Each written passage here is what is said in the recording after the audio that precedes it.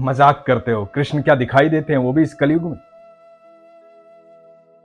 ये प्रसंग जो आप सुनाते हो ना, ये सच में सच्चे होते हैं? इस कलयुग में भगवान दिखाई दे जाते हैं? ऐसा कैसे हो सकता है? भगवान कैसे दिख सकते हैं? और इतनी क्षमता है एक इंसान की उसे भगवान दिखाई दे जाए? ऐसा हो ही नहीं सकता। दोस्तों, बिल्कुल आप ये कह सकते हैं। ये तब तक कह सकते हैं जब तक आपके पास आस्था और विश्वास की नजर नहीं है। एक चींटी की दुनिया अलग होती है और एक हाथी की दुनिया अलग होती है। चींटी को मिट्टी के छोटे छोटे ढेले जो है ना, वो पहाड़ जैसे दिखाई देते हैं, और हाथी को बड़ी बड़ी चीजें छोटी दिखाई देती हैं। हर एक की दुनिया अलग होती है, हर एक का अनुभव अलग होता है, हर एक की नजर अलग होती है। ईश्वर को देखने के लिए उस नजर की आवश्यकता पड़ती है जिसमें संपूर्ण विश्वास भरा होता है, आस्था भरी होती है। फिर आपको वो दिखाई देता है जो सबको दिखाई नहीं देता है। आज जो ये प्रसंग आपको सुनाने जा रहा हूं, बड़ा अद्भुत प्रसंग है। ठाकुर जी के साक्षात दर्शन हुए हैं। आप भी सुनिए। हरे कृष्ण दोस्तों, मैं हूं अनुज शर्मा, मेरठ की रहने वाली साक्षी। साक्षी बताती हैं कि मेरी एक बिटिया है, बेटा नहीं है। बड़ी इच्छा थी एक बेटे की, तो मेरे भाई ने रक्षाबंधन पर मुझे लड्डू गोपाल दिए। जब से लड्डू गोपाल मेरे जीवन में आए, जीवन बदल गया। अचानक से इतना प्यार हो गया लड्डू गोपाल से, इतना प्यार हो गया कृष्ण से, कि कृष्ण के बिना दिल ही नहीं लगता, लड्डू गोपाल के बिना दिल ही नहीं लगता। अपनी सारी बातें उनसे कह देती, उनकी सेवा करती, स्नान करवाती, भोग लगाती। मेरा सब कुछ मेरा ठाकुर, मेरे लड्डू गोपाल। दिन भर उनसे बतियाती रहती हूं। सपने में कई बार दिखाई दी, कई बार बातें की, कई बार खेली।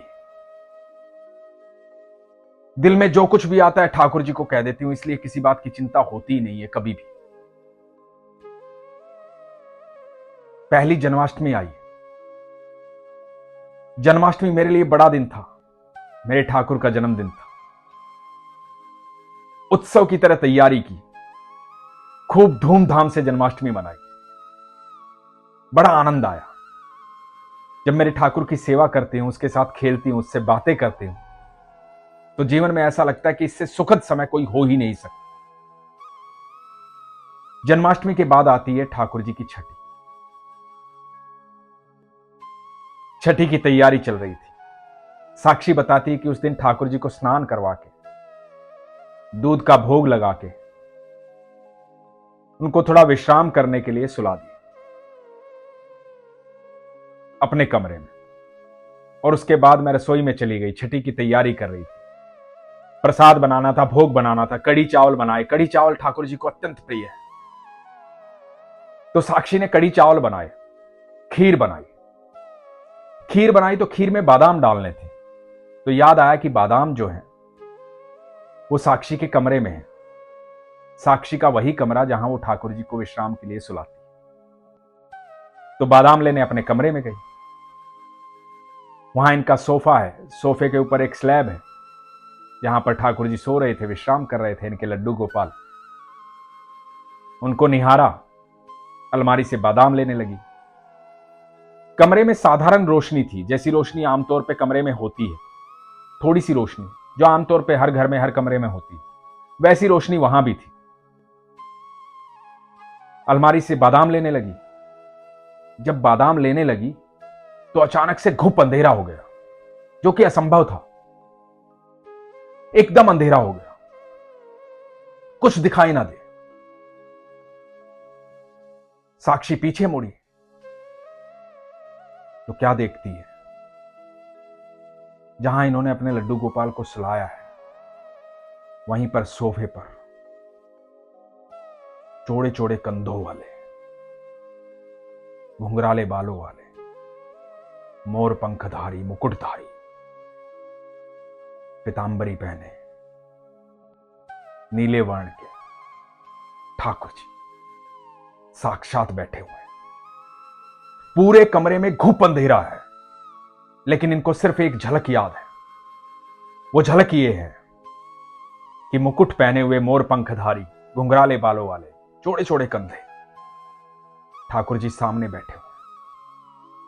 पल भर की बात थी, क्षण भर की बात थी। सामने ठाकुर जी को देखा और अचानक से आंखों के सामने पूरा अंधेरा छा गया, घुप अंधेरा हो गया। अपनी आंखें मली, शरीर कांप रहा था। आंखें मल करके आंखें खोली और देखा कमरे में उतनी ही रोशनी है जितनी रोशनी पहले थी। कुछ ही समय के लिए इतना घुप अंधेरा हुआ था और उस घुप अंधेरे में बैठे हुए थे ठाकुर जी। ठाकुर जी को साक्षात देखा साक्षी ने। पूरा शरीर कांप रहा था, पागलों की तरह रो रही थी, सोफे को देख रही थी, सोफे को छू रही थी।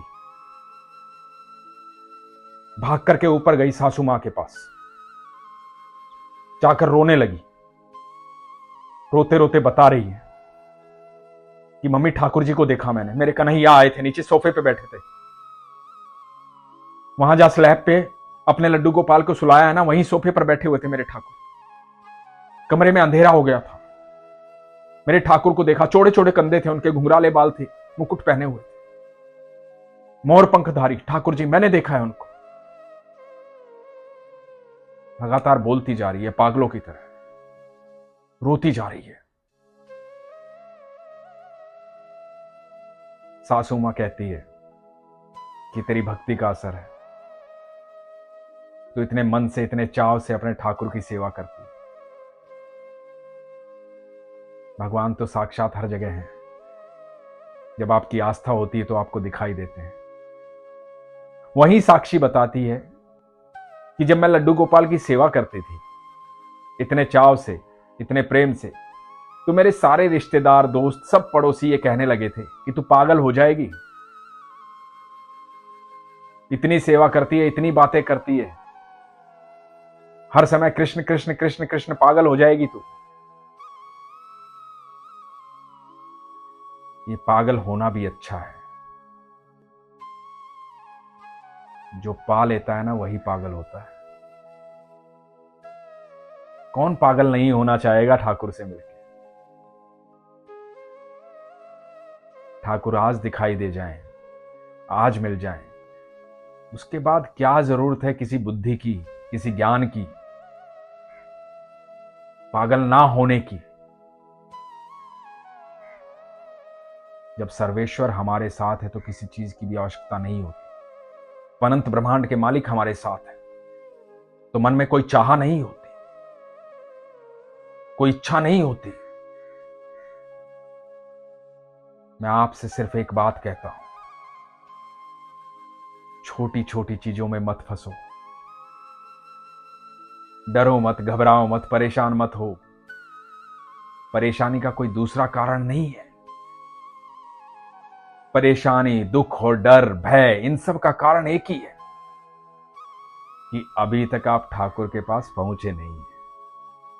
और जिस दिन पहुंच जाएंगे ना, आस्था सच्ची हो जाएगी, सरल हो जाएगी, प्रेम हो जाएगा ठाकुर से। आप यकीन मानना, इनमें से कोई भी चीज आपके करीब नहीं आ पाएगी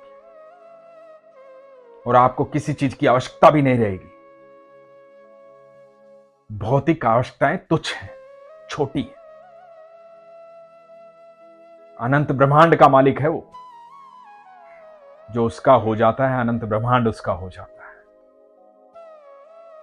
इसलिए छोटी छोटी चीजों में मत फंसो, विश्वास पक्का रखो। जिंदगी में कभी नहीं घबराओगे, कभी नहीं डरोगे। और जो लोग ये कहते हैं ना, कृष्ण क्या ऐसे ही दिखाई दे जाते हैं, इतनी तपस्या करनी पड़ती है, पहाड़ों में जाना पड़ता है,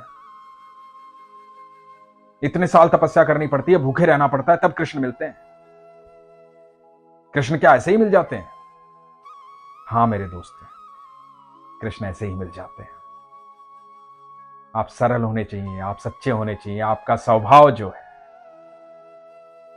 वो निस्वार्थ होना चाहिए।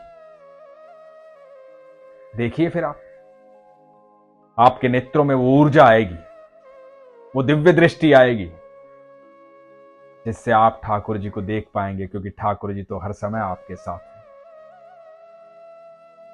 जैसे ही विश्वास होगा वो आपको दिखाई देने शुरू हो जाएंगे। इसलिए हमेशा आपको कहता हूं, अपने विश्वास को मजबूत रखिए, अपना ख्याल रखिए। हरे कृष्ण।